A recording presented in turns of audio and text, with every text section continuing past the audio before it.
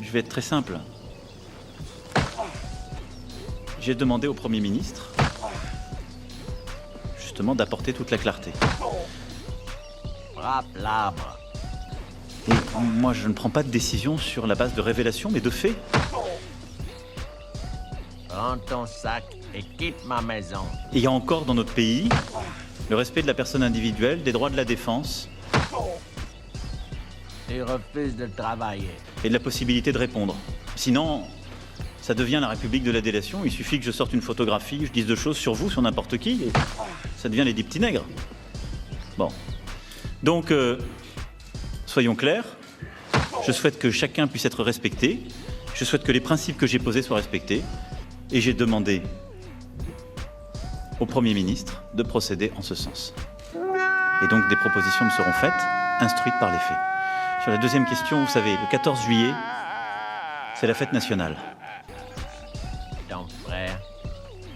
Tu te souviens? Quiconque est français se souvient, est fier de son pays. Et le 14 juillet, sur les Champs-Élysées, défilent nos militaires. C'est-à-dire ceux qui, chaque jour, œuvrent pour protéger moi, sur notre sol comme à l'étranger. Nos militaires, comme nos policiers, comme nos pompiers, tous ceux qui ont défilé hier, qui parfois aussi ont été abondamment sifflés par les mêmes. Moi, je tiens à ce jour. Je tiens à ce qui est le socle et ce que sont les valeurs de notre patrie, et je remercie chaque jour nos soldats.